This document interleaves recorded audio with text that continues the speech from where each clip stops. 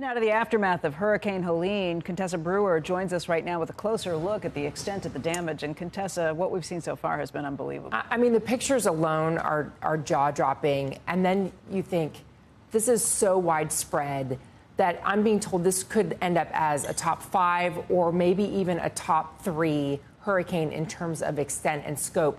But AccuWeather's out with a jaw-dropping early estimate between $95 billion and $110 billion. The impact on infrastructure, severe. Hundreds of roads, including interstate highways, washed away or buried in landslides. Dams overtopping on the brink of failure. Millions of people lost electricity. And Georgia Power calls it the worst hurricane in the company's history.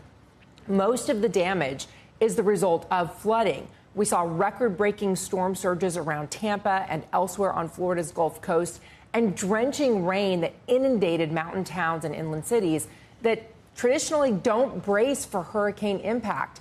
Property insurance will not cover damage from flooding.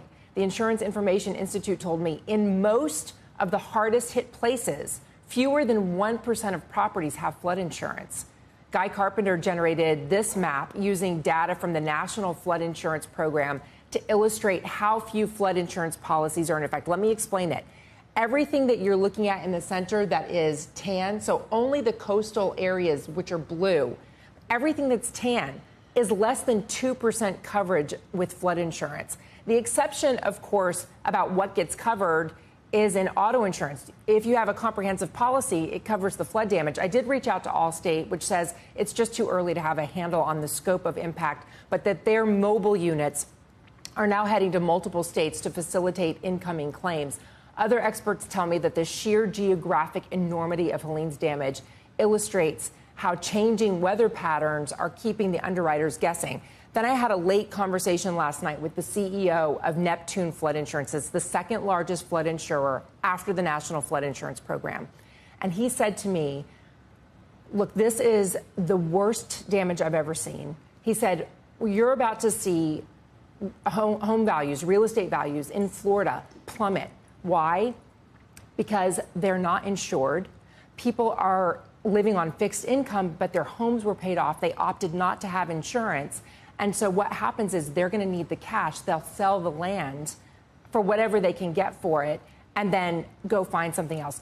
My expectation is that this is going to make the housing crisis that we already are seeing much, much worse. Because if you look at a place like Asheville, which has been listed as a place to go and retire, an amazing place. You could get a lot for your money. You have people going there and losing their homes and not having insurance for it. And then what? So the pressure on labor, the pressure on materials right now, you're going to have a mad dash for crews to go in and try to repair, plus the infrastructure. Just the idea of how you put these pieces back together. I mean, if you've ever been around a flood area after a hurricane, you know it can take a year and a half. This is such a widespread area. This is going to take years to try and rebuild. If you're looking at Asheville in particular, every road in and out, the major interstates getting in and out, all of them shut down. They can't get help in at this point because of the road shut down, because there's no gasoline there, because there's no electricity. Even the people who are coming trying to fix and help things can't.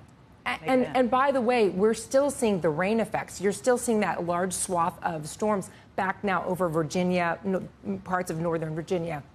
So you might see still, because of the inundating rainfall, and forecasters looking toward a very active Gulf and that there may be other storms forming there. I have to just say that this is, I mean, we're really looking at the port strike and all of that to come. All of this along the upper East Coast and up through the South is about to be a huge mess. Interstate highways that are shut down, they're working rapidly to try and get these roads back open. But until that happens, people are really in dire straits. Yeah, you hear some horrible stories. We're going to continue to talk about this today. Contessa, thank you. We are going to be speaking with the mayor of Asheville, North Carolina in the 8 o'clock hour this morning.